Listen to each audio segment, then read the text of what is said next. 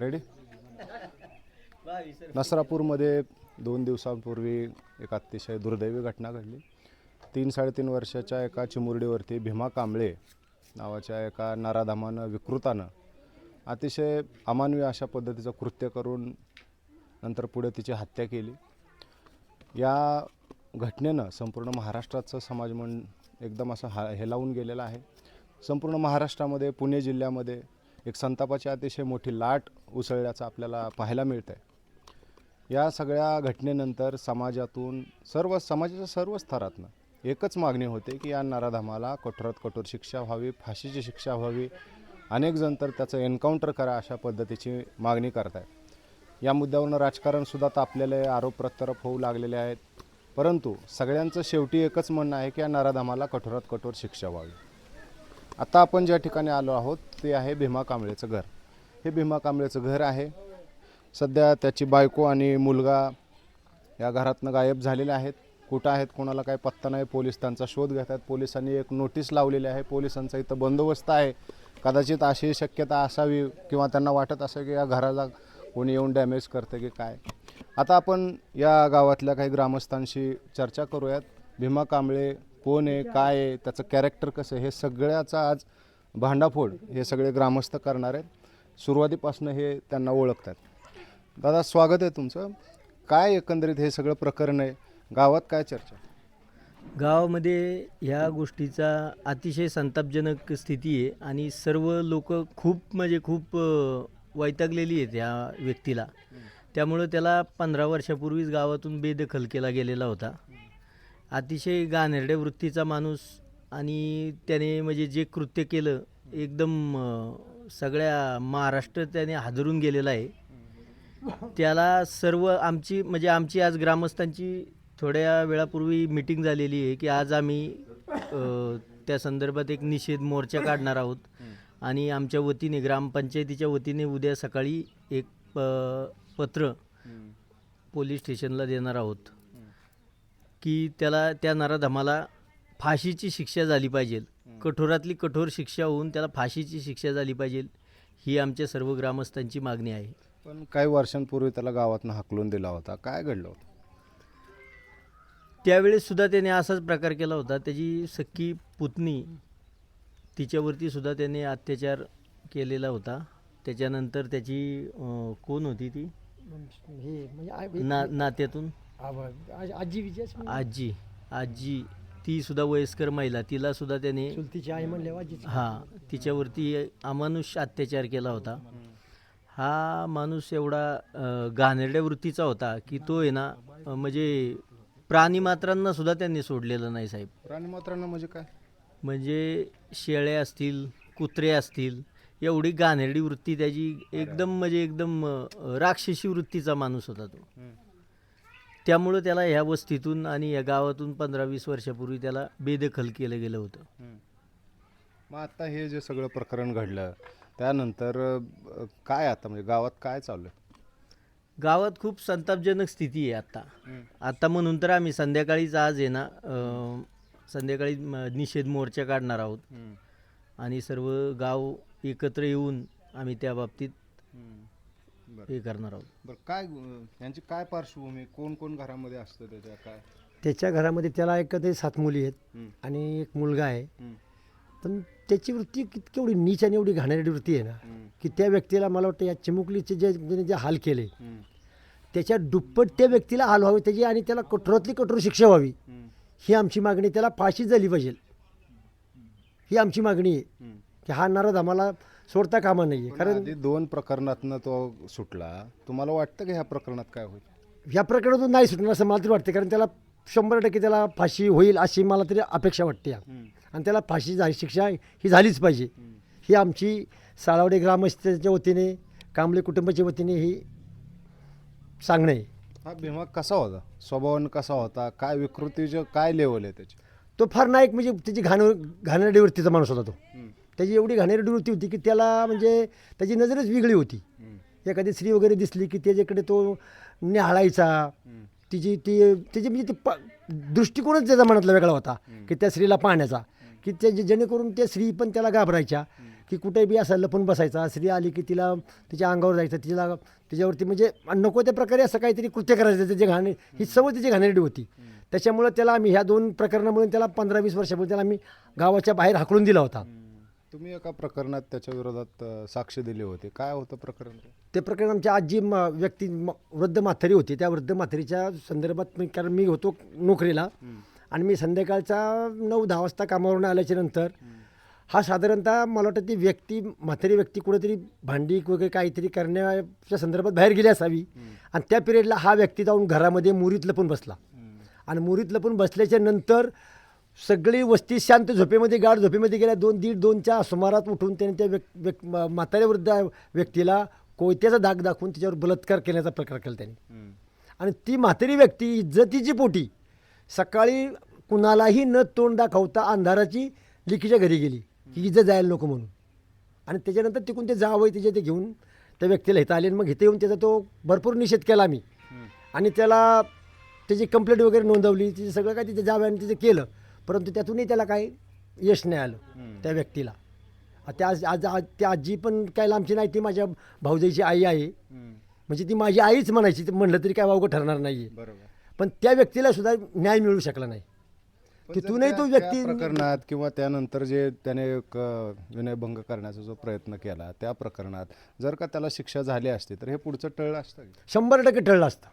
त्यावेळी त्याला शिक्षा झाली असती, त्याला कठोरातली कठोर शिक्षा जर भेटली असती ना, तर आज ही चिमुकली आपल्यातून गेली नसती, आज ती चिमुकली आपल्यात असती. बरं, हे आजीचं जे तुम्ही सांगताय प्रकरण, तर त्याच्यामध्ये काय पुराव्याअभावी सुटला की कसं सुटला? आता पुराव्याअभावीच ते सुटला असावा असं मला तरी वाटतं 100%. कारण त्यावेळेस एवढी कोणी दखलच घेतली नाही ना, कारण लोक कधीची गोष्ट आहे? साधारणतः मला वाटतं 98 नाही का 98च्या दरम्यानची गोष्ट असेल. आणि तुम्ही त्या प्रकरणात साक्षीदार म्हणून मग आता ते तिकडून त्या ज्यावेळेस ते जावई पोलीस डिपार्टमेंट घेऊन आलं ना, त्यावेळेस पंचनामा करताना इथं मीच होतो ना, मग ते पंचनामा करताना साक्षीदार म्हणून त्यांनी मला नेमलं तिथं. मग हे आता माझ्या घरातली व्यक्ती म्हटलं मला जमा देऊन सांगावंच लागलं ना ते, कारण ह्या व्यक्तीने असा प्रकार केलाच होता. आज त्या व्यक्तीच्या घरामध्ये त्याच्या साडीला रक्ताचे डाग सापडले, घरात रक्त पडलेलं दिसलं, म्हणजे हे सर्व डोळ्यांनी पाहिलं, आम्ही डिपार्टमेंटनी पाहिलं, त्याचा पंचनामा झाला. बरं, मग त्याच्यानंतर मग ते साक्षीला पण मी कोर्टामध्ये एक वेळेस गेलो होतो. दादा तुझं काय म्हणणं आहे या सगळ्या प्रकारावर? साहेब कसं होतं आता त्यावेळेस कसं पूर्वी आता तुम्ही जो आमच्या चुलत्यांना प्रश्न विचारला त्यावेळेस तुमचा असा प्रश्न होता की त्यावेळेस तो पुराव्याअभावी सुटला का. आता त्यावेळेस कसं होतं CCTV नव्हते, इंटरनेट एवढं अपग्रेड नव्हतं आणि लोकांना फोन करायची सुद्धा सुविधा नव्हती. त्यावेळेस त्या माणसाने त्या म्हातारीवरती म्हणजे आमच्या आजींवरती 75 वर्ष त्या आजीचं त्यावेळेस वय होतं, म्हणजे 20 वर्षापूर्वीची ती गोष्ट आहे. त्या काळी त्यांनी तिथं ती म्हातारी आमची भांड्याचं पाणी फेकायला बाहेर गेली, त्यावेळेस त्यांनी घरामध्ये त्या घुसला आणि तिच्या न्हाणीमध्ये जे आपलं बाथरूम असतं तिथे लपून बसला कोयता घेऊन. आणि ज्यावेळेस ती घरात आली, भांडी ठेवली आणि ती गाढ झोपी गेली त्यावेळेस, आणि आजूबाजूच्या घरातली लोक ज्यावेळेस शांत झाली, साखर झोपेमध्ये गेली 2-2:30च्या सुमारास, त्यावेळेस त्यांनी त्या आजींवरती हल्ला केला. तिला कोयत्याचा धाक दाखवून तिच्या तोंडामध्ये कागदाचे बोळे टाकून तिच्यावरती त्याने बलात्कार केला.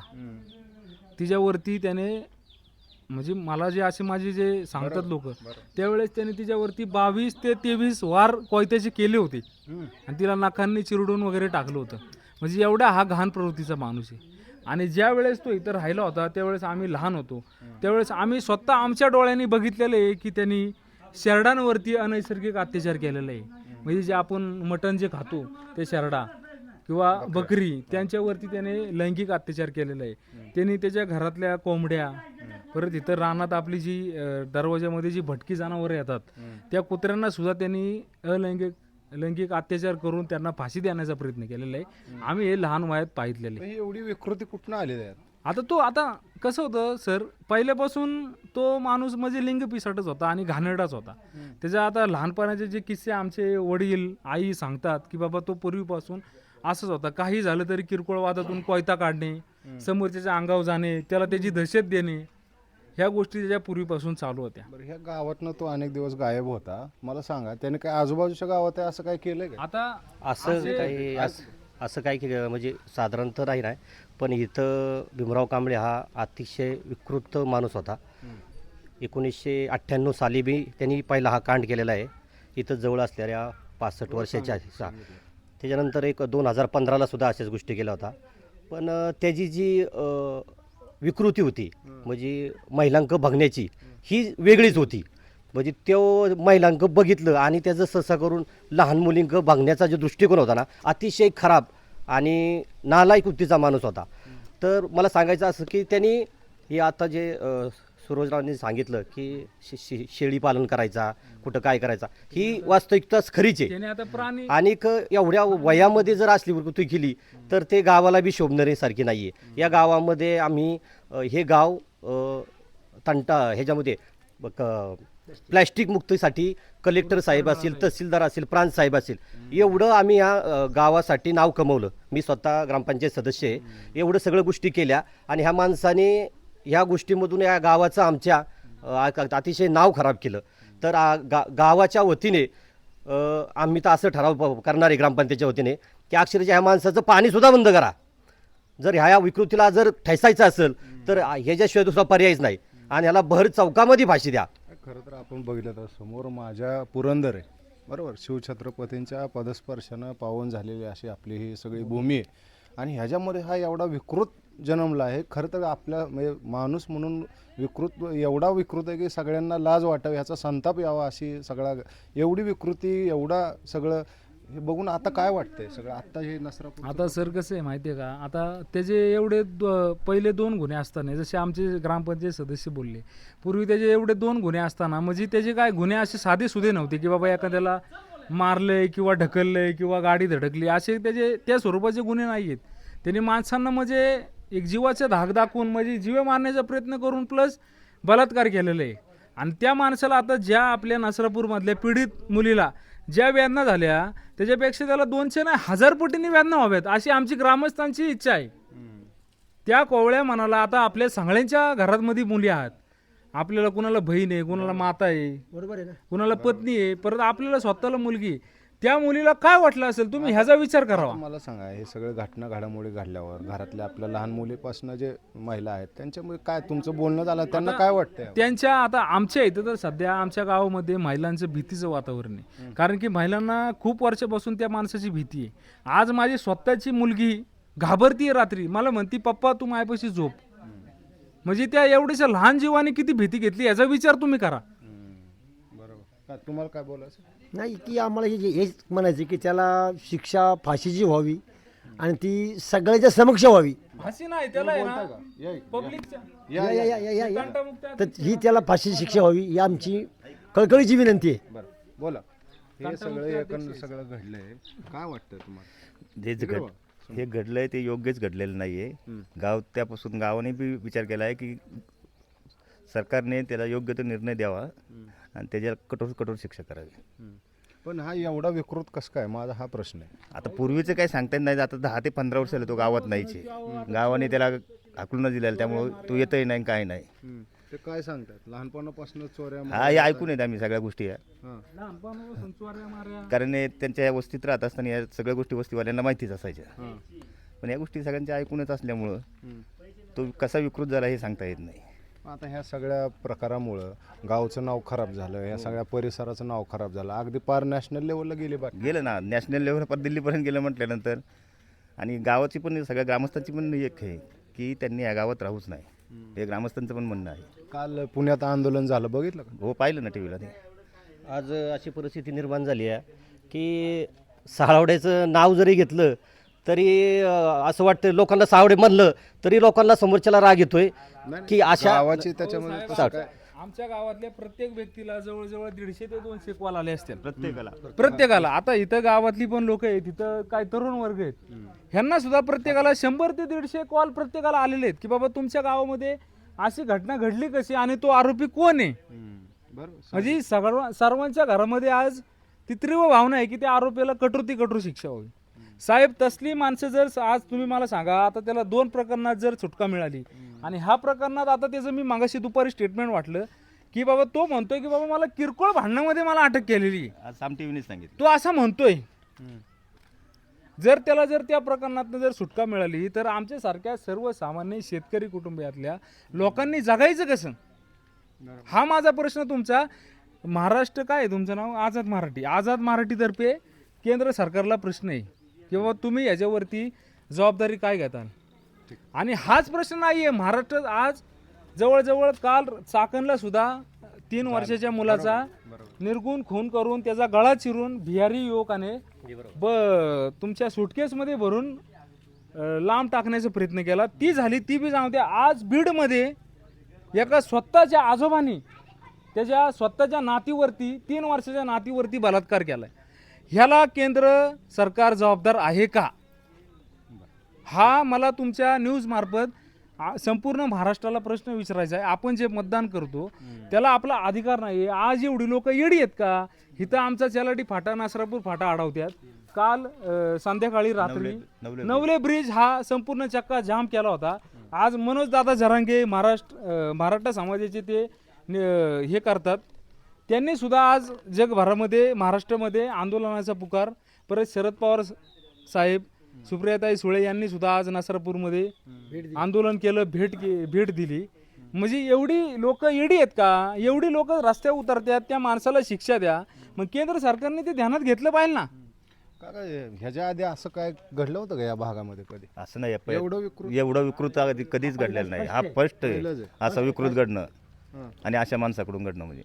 आणि वारंवार 2 वेळा घडून सुद्धा शासनाने त्याची जर योग्य वेळी 2 गुन्ह्यामध्ये त्याची जर त्याला योग्य शासन दिलं असतं तर आज या मुलीवर ही वेळ आली नसती, हा प्रकार घडला नसता. नसरापूरचं प्रकरण घडलं पण नसतं. असे अनगिनत म्हणजे तुम्हाला सांगतो आता चॅनल मार्फत तुमच्या अशा अनगिनत गोष्टी भरपूर आहेत की ज्या महिला त्यांनी अत्याचार केलाय आणि इज्जतीपोटी, घरच्यांपोटी आणि समाजाच्या पोटी शोध घ्यायला पाहिजे. पोलीस स्टेशन मध्ये गेले नाही. आता हे आमचे घ्यायला पाहिजे. हे वडीलधारी माणसं आहेत, यांना सगळे जुने किस्से माहिती आहेत. मी यांच्यापेक्षा लहान आहे.